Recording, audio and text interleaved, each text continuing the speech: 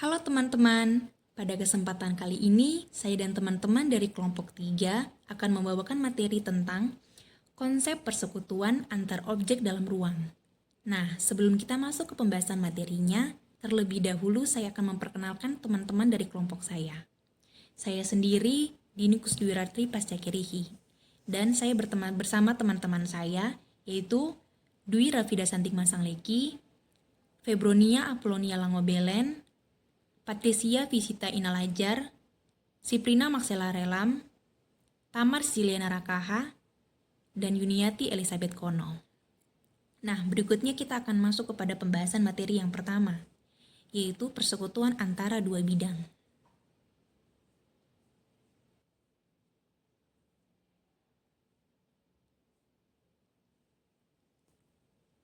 Nah, sebelumnya saya akan membahas terkait dengan materi lalu. Pada bagian sebelumnya telah dijelaskan bahwa titik adalah objek geometri yang tidak memiliki dimensi, baik dimensi panjang, dimensi luas, maupun volume. Hal ini mengakibatkan titik tidak dikaji sebagai subjek dalam konsep persekutuan antara objek dalam ruang. Titik adalah objek akibat dari persekutuan tersebut. Dua objek dalam ruang memiliki persekutuan karena dua objek tersebut tidak sejajar. Dua garis sebidang akan memiliki persekutuan berupa titik potong karena kedua garis tersebut tidak sejajar. Jadi, jika dua objek dalam ruang memiliki persekutuan, dipastikan bahwa dua objek tersebut tidak sejajar. Selanjutnya, kita akan masuk kepada topik utama terkait persekutuan antara dua bidang, yang mana persekutuan antara dua bidang ini akan dijelaskan oleh teman saya, yaitu Dwi Rafida Santing Masangleki. Oke, selanjutnya di sini saya akan menjelaskan tentang persekutuan antara dua bidang. Nah, di sini kita disuruh untuk perhatikan kubus ABCD, EFGH. Ya, kubusnya bisa dilihat ada di sini, ada kubus ABCD, EFGH. Nah, di sini ditanyakan apakah AB termuat dari lebih dari satu bidang? Ya, pertanyaannya adalah apakah garis AB ini termuat pada lebih dari satu bidang?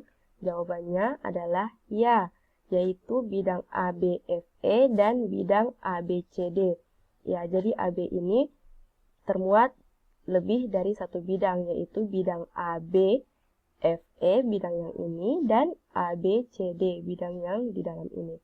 Sehingga dengan demikian bisa dikatakan AB elemen ABCD dan AB elemen ABFE. Ya, bisa kita katakan bahwa AB ini merupakan elemen dari ABCD, elemen bidang yang ini, dan AB ini juga merupakan elemen dari ABFE, bidang yang ini. Dari kondisi di atas mengakibatkan AB elemen ABCD dan ABFE. Artinya di sini garis AB merupakan garis persekutuan antara dua bidang ABFE dan ABCD. Hal inilah yang mendasari sifat rusuk bahwa rusuk merupakan persekutuan dari dua bidang. Nah, dari jawaban di atas ini kita bisa simpulkan bahwa AB ini, garis AB ini merupakan garis persekutuan antara dua bidang, di mana bidangnya yaitu ada bidang ABCD, bidang yang ini, dan ABFE, bidang yang ini. Atau kita bisa permisalan contoh lain, misalkan suatu garis G merupakan persekutuan dari dua bidang U dan V jika G terletak pada bidang U dan G terletak pada bidang V. Sehingga bisa kita tuliskan G elemen U dan G elemen V. Maka G elemen UV. Oke, sekarang kita akan masuk ke bagian persekutuan antara dua garis. Jadi, dua garis dapat memiliki persekutuan jika terletak dalam satu bidang. Oleh karena itu, untuk menentukan titik persekutuan dua garis dalam ruang, langkah pertama adalah memastikan bahwa kedua garis tersebut terletak dalam satu bidang yang sama. Nah, maksudnya terletak dalam satu bidang yang sama itu, ini adalah bidang. Dan dua garis yang terletak dalam satu bidang yang sama itu seperti ini. Nah, Demikian pula sebaliknya, jika dua garis memiliki titik persekutuan, maka dipastikan bahwa kedua garis tersebut terletak pada bidang yang sama. Ini, dua garis memiliki titik persekutuan.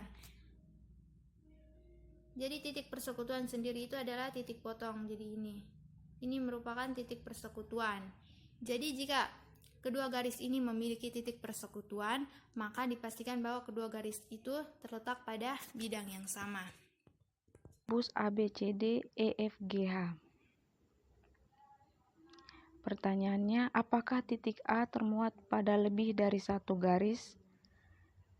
Jawab, ya, titik A terletak pada garis AB dan AD.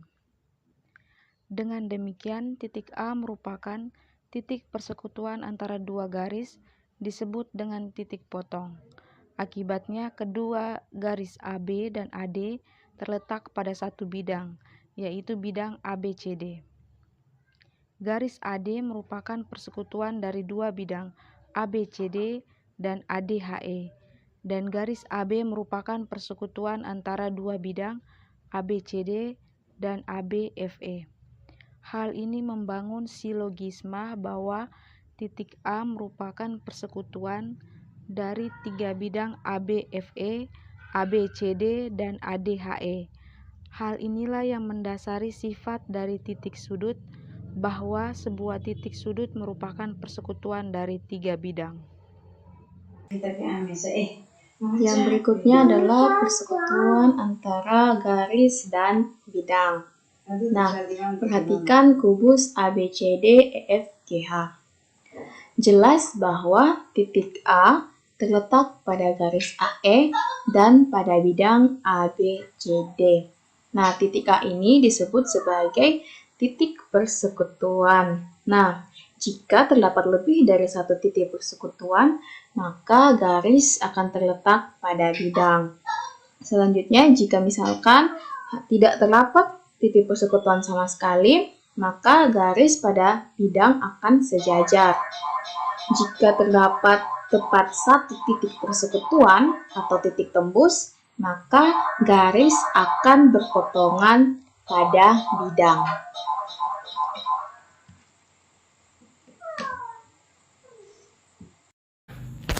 Jelas bahwa titik A terletak pada garis AE dan pada bidang ABCD. Titik A merupakan persekutuan antara garis AE dan bidang ABCD. Nah, titik A di sini disebut titik tembus. Bagaimana cara menentukan titik tembus? Cara menentukan titik tembus itu ada 3. Yang pertama, misalnya kita mau menentukan titik tembus pada titik A yang terletak pada garis AE pada bidang ABCD.